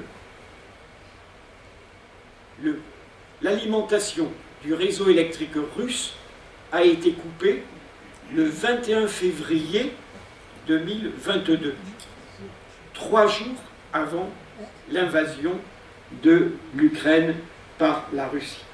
On peut dire, si vous voulez, j'exagère peut-être, mais on peut dire que l'Ukraine était déjà intégrée dans le marché européen avant même de recevoir le statut de mandat pour l'intégration européenne qu'elle reçoit officiellement le 24 juin 2022.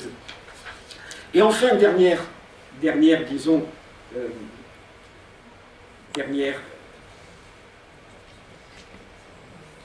thèse.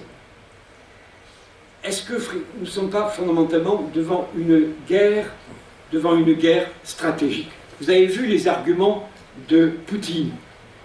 Mais je ne sais pas si vous avez lu les déclarations d'Angela Merkel au journal Die Zeit le 7 décembre 2022, qui donne un éclairage particulièrement neuf sur la nature de la guerre actuelle. Elle explique pourquoi les accords de Minsk n'ont pas été appliqués ni par la France ni par l'Allemagne. Je cite: « Il était évident pour nous que le conflit allait être gelé, que le problème n'était pas réglé. Mais cela a justement donné un temps précieux à l'Ukraine, un temps qu'elle a utilisé pour se renforcer. » Elle développe l'idée que si Poutine avait, disons, voulu envahir en 2015 l'Ukraine, il aurait pu certainement le faire. Poutine aurait donc alors facilement gagné. Et je doute fortement qu'à l'époque, l'OTAN ait été en mesure d'aider l'Ukraine comme elle le fait aujourd'hui. Ce que l'on sait maintenant de manière sûre, c'est que dès 2015, l'OTAN a passé avec l'Ukraine le programme, disons, d'équipement et de formation qui porte le titre « Subir, s'affaiblir ». Par ce programme, ont été formés environ 10 000 officiers ukrainiens aux États-Unis en 5 ans, alors que les commandos britanniques formaient, disons, des sous-officiers en Ukraine. Bref, en allant un peu vite, on peut dire que dans la perspective d'un conflit militaire inévitable, l'OTAN a, disons, contribué à renforcer militairement l'Ukraine avant même qu'elle ait posé sa question de son adhésion. Alors j'ai été très long, je m'excuse, mais j'ai voulu, disons, peut-être vous donner beaucoup d'éléments. Je vous propose 3 pistes pour peut-être ouvrir la discussion. Incontestablement, Poutine a perdu la guerre idéologique et morale. Mais il a surtout perdu la guerre, la bataille politique. Parce qu'il n'a pas tiré toutes les leçons de l'éclatement de l'URSS, parce qu'il n'a pas vu émerger en particulier à Kiev, en Ukraine, un sentiment national fondé sur d'autres valeurs que la langue, la religion ou la culture. En fait, la grande faute de Poutine, c'est d'avoir conçu la nation russe comme le faisait en son temps Staline, sur des critères qui n'étaient pas démocratiques, qui n'étaient pas basés sur la souveraineté des citoyens. Mais surtout, 3e point, Poutine a certainement déjà échoué dans tous ses objectifs stratégiques. L'Ukraine est intégrée de fait dans l'Union européenne. L'OTAN s'est renforcée avec l'adhésion de la Finlande et peut-être de la Suède. Les États de l'Union européenne, disons, sont restés soudés. Comme les États-Unis, ils réarment tous. La Russie, disons, entend peut-être diviser, briser l'Ukraine, mais il est clair que les États-Unis entendent de leur côté, disons, mener une guerre indirecte, sans exposer un seul Américain, contre la Russie, par Ukrainiens interposés. Et surtout, il semble évident que les États-Unis veulent mettre en échec à la fois toute émancipation de l'Union européenne et surtout éviter la formation d'un axe Moscou-Pékin qui pourrait être un véritable danger pour, disons, les années à venir.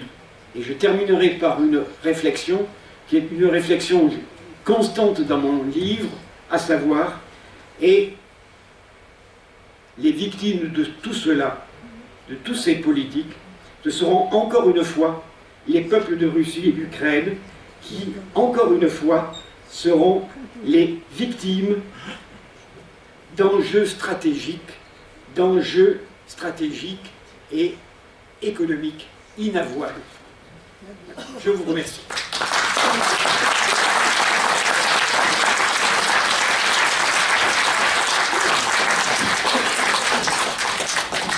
Appuie sur le bouton.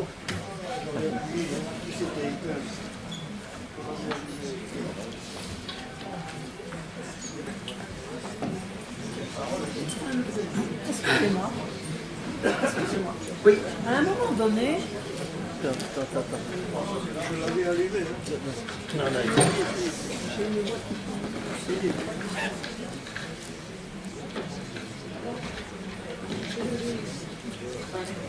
l'avais allumé.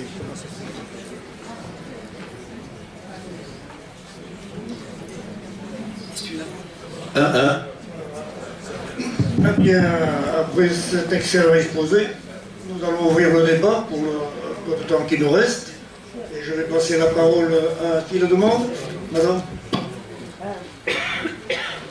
excusez-moi, à un moment donné, vous dites qu'en 2015, avant de parler du discours d'Angela Merkel, vous dites qu'en 2015, Poutine avait lui aussi besoin de temps pour se réarmer. Si je comprends bien, en 2015, que ce soit la Russie ou que ce soit les Occidentaux, ils avaient tous besoin de temps. C'est ça ou pas? Je n'ai pas de chiffre précis en tête, mais l'état de désorganisation de l'armée russe, disons, était assez lamentable en 2015. C'était une armée avec essentiellement des commandos, théoriquement 2 millions de réservistes, mais qui ne faisaient plus, qui n'étaient vraiment pas. C'était une armée extrêmement, comment vous dire, qui, depuis la guerre de Tchétchénie, avait été, comment vous dire, qui n'avait plus été vraiment alimentée, formée. Elle avait des défauts permanents. Manque de sous-officiers, manque de certains matériaux d'observation et de guidage. Ça, c'était des handicaps très certains. Pourquoi? Parce que les guerres qu'avait menées jusque-là, aussi bien en Tchétchénie qu'en Syrie ou en Géorgie, la Russie, étaient des guerres à l'ancienne, comme en Afghanistan. Des guerres, pour ainsi dire, de destruction. Elle n'était pas préparée pour une guerre, disons, moderne. Et je pense que les Russes s'en sont rendus compte, mais que peut-être les 4 à 5 ans de quasi-doublement des budgets militaires ne leur ont pas suffi. Hein. Le doublement des budgets militaires russes lors du dernier mandat de Poutine représente l'équivalent de 80 milliards de dollars, alors que le président Biden, dès le début de l'agression, a annoncé une aide américaine de 45 milliards de dollars. Ça vous donne un ordre de grandeur. Donc, voyez-vous, manifestement, Poutine avait besoin de gagner du temps. Nous aussi. Oui, bonjour. Moi, je souhaiterais... Oui, ici. Je souhaiterais vous poser la question suivante. C'est sur le plan de, on va dire, de l'idéologie dominante au sein de la société russe contemporaine, aussi bien dans les milieux dirigeants que dans la population en général. N'assiste-t-on pas, disons, à un phénomène qui se manifeste également malheureusement un peu dans l'ensemble des pays du monde, c'est-à-dire une montée d'un nationalisme identitaire d'extrême droite qui s'inspire notamment de philosophes comme Alexandre Douguine, dont la pensée repose principalement sur des philosophes nazis comme Martin Heidegger et Carl Schmitt, et qui est en phase, et qui est reconnu d'ailleurs comme un des principaux idéologues de l'extrême droite internationale, au même titre que les idéologues de la nouvelle droite française comme Alain de Benoît, Guillaume Fay, dans un registre plus bas de gamme, Alain Soral ou Renaud Camus. Et par le terme nazi dans la phraséologie russe contemporaine, est-ce que ça ne signifie pas au terme Bosch, c'est-à-dire une dénonciation davantage d'un nationalisme impérialiste germanique plutôt que d'une contestation du nazisme en tant qu'idéologie politique de type fasciste? Alors, entièrement d'accord sur la dernière formule que vous venez d'employer, puisque c'est un mot employé à tout vent, hein, sans véritable définition de ce qu'est le fascisme et le nazisme. Mais il faut voir une chose, c'est que le poutinisme, à partir de 2010, surtout 2012, a libéré toutes les formes, tous les courants conservateurs, réactionnaires, qui avaient souvent des bases dans l'idéologie, dans les idéologies slavophiles et euro-asiatiques au XIXe siècle. Il y a plusieurs types de courants. Il y a des courants populistes, il y a des courants orthodoxes, il y a des courants, disons, il y a des courants qui sont vraiment des négateurs de l'Occident, avec une violence extrême. Vous avez cité Douguine, mais par exemple, il y a le philosophe Léontiev, que cite souvent Poutine, qui est un philosophe beaucoup plus modéré que Douguine, hein, mais qui développe à peu près les mêmes thèmes, en insistant beaucoup moins sur l'eurasiatisme. Mais cette idée que, en fait, il y a une base civilisationnelle dans l'héritage qui va en droite ligne du christianisme byzantin jusqu'à la Russie d'aujourd'hui, c'est vraiment un des thèmes majeurs. Hein. Et puis, il y a autre chose. Il se trouve qu'une personne ancienne universitaire russe qui m'a aidé en tant que traductrice, aujourd'hui, elle est poutinienne. Hein. Je prends cet exemple parce qu'il est révélateur. Elle était spécialiste d'histoire contemporaine, spécialiste de l'histoire française. Elle s'est reconvertie en 1995 en, disons, histoire médiévale. aujourd'hui, elle est poutinienne, mais pourquoi? Parce qu'elle croit fondamentalement à cette idée d'une identité russe, d'une identité civilisationnelle, et elle croit fondamentalement que les Russes sont présentés par l'Occident comme des peuples arriérés, comme des espèces de sous-hommes, et incapables de culture, incapables d'ouverture, et en conséquence, si vous voulez, il y a une véritable humiliation. Quand on cherche à comprendre, disons, ce qui la meut, on est frappé de ce phénomène de, pour ainsi dire, d'humiliation. Et c'est une humiliation qui dure depuis 30 ans. Jean, Oui, bonjour. là-dessus.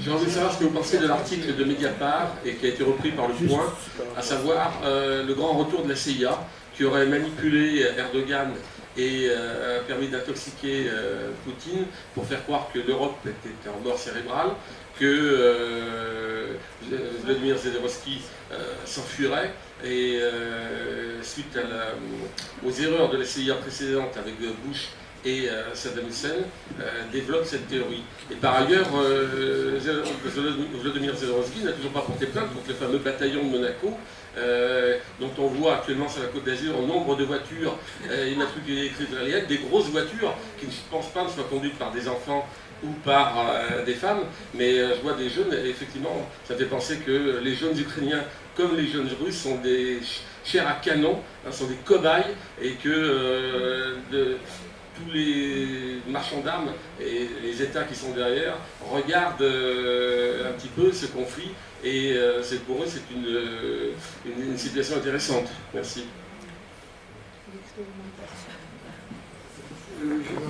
Je ne vais pas répondre à votre... parce que je ne voudrais pas rentrer dans un problème, pour ainsi dire, de négation ou d'allégation d'un phénomène complotiste, mais ce qui est certain, c'est qu'on n'a pas fini d'établir les liaisons entre les oligarques ukrainiens et d'autres oligarques européens.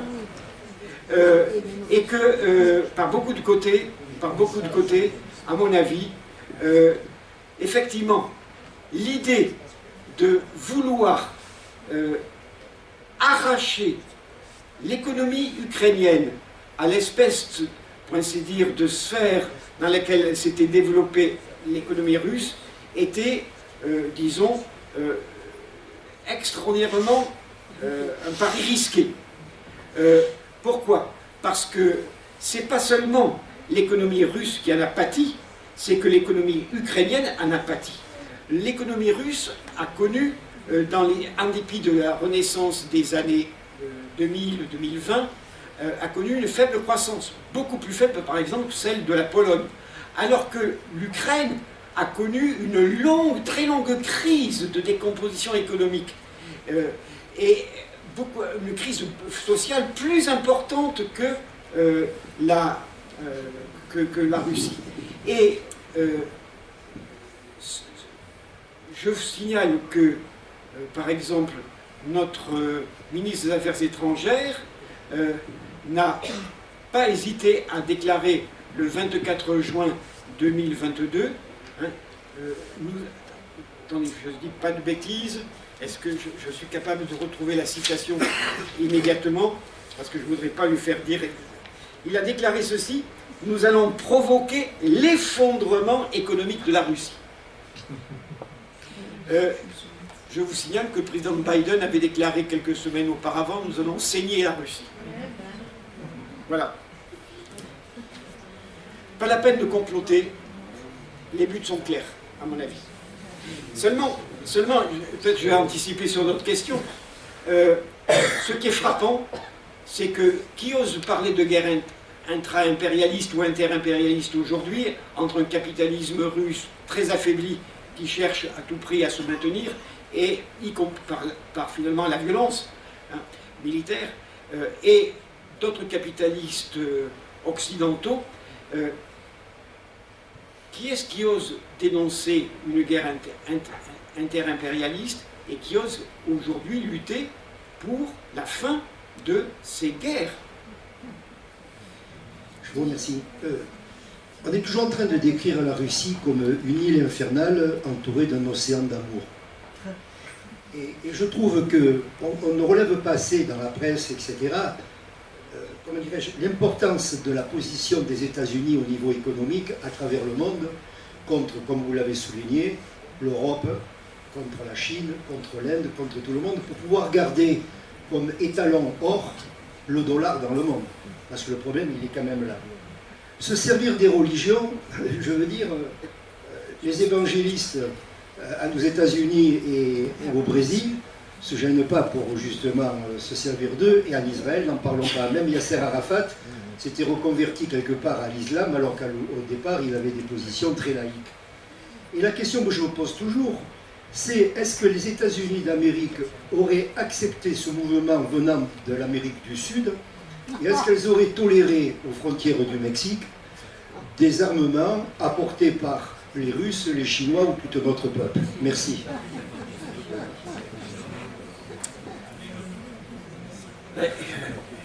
Cherchez simplement à voir les conséquences de cette guerre sur les divergences entre les monnaies nationales. Qui sort très largement vainqueur de l'affaire, c'est le dollar, plus 25% par rapport à l'euro, plus 30% par rapport au yen. Je ne sais pas le rapport entre le yuan chinois et le dollar, je ne peux pas le dire, mais il est certain que le dollar, disons, a largement creusé, en plus avec la politique de Biden, disons, d'aide à la relocalisation, tout prétexte de lutter contre le réchauffement, disons, climatique. Donc, voyez-vous, l'Europe est mal partie dans cette guerre où elle est prisonnière, à mon avis, entre les deux mâchoires d'un étau. Quand Poutine met l'accent très fortement sur le côté chrétien, est-ce qu'il est suivi par son peuple là, dans cette idée-là? Parce que quand on regarde comment il a agi en Tchétchénie, ça n'a pas grand-chose à voir avec les chrétiens. Hein. Alors, moi ce qui me frappe, si voyez-vous, c'est cette référence permanente de Poutine à la religion. Et alors, il y a un problème majeur. En 1991, à la chute de l'Union soviétique, on estimait qu'il y avait à peu près 35 à 40% de gens qui se disaient croyants. Aujourd'hui, en Russie, d'après toujours le centre d'études le plus sérieux qui soit, les Védas, c'est à peu près 80% des Russes qui se disent orthodoxes. Mais attendez, mais il y a 2 à 3% de Russes seulement qui vont à l'office dominical, comme en France. Voilà. La question, ce sera la dernière parce que l'heure tourne. Bon, j'ai des contacts avec la Russie, je raconterai rapidement tout à l'heure, mais par rapport au dollar, les États-Unis sont très inquiets. Là, il va y avoir un sommet des pays d'Amérique du Sud pour une monnaie qui va s'appeler SUC, ou un nom comme ça. La Chine, l'Inde, la Russie sont en train aussi de négocier pour une nouvelle monnaie d'échange. Donc, je crois que les États-Unis, c'est pour cela qu'ils jettent de l'essence sur cette guerre, parce qu'ils sont en difficulté. Et on voit qu'il y a quand même une inflation importante, assez surprenante, pour un pays qui peut fabriquer des dollars comme ils veulent. Autre chose, sur le sentiment des Russes. Moi, j'ai des contacts des Russes, j'ai même deux chanteurs d'opéra chez moi, qui ont beaucoup de difficultés. Le problème qu'il y a, c'est là qu'a gagné Poutine. Il a perdu sur notre terrain. C'est qu'on a tellement humilié les Russes. On les a traités de moins que rien, d'alcooliques, surtout avec Helsinki, etc. Et aujourd'hui, on a donné une force. Et donc, le peuple soutient les Russes. Et après, contrairement à ce qu'on dit dans les médias, les Russes sont au courant de tout avec les réseaux sociaux. Moi, par exemple, les Russes que j'ai chez moi, avec WhatsApp, ils téléphonent à leur famille. Ils arrivent à tout savoir. C'est la même situation. Alors moi, ce qui me dérange au-delà de la Russie, c'est ce populisme. On le voit en Chine, au Brésil, avec le rôle des élections. Et donc ça, c'est quand même un danger qui va quand même dans les extrêmes. Voilà, c'est tout ce que je voulais dire. Merci pour ce témoignage. Bon, mais merci d'être si nombreux aujourd'hui. J'espère que la prochaine fois, Je vous remercie également et je remercie les amis de la Liberté de m'avoir permis Merci Jean-Paul. de m'avoir permis de reprendre, de remettre à jour mon ouvrage qui n'était plus réédité depuis 2005.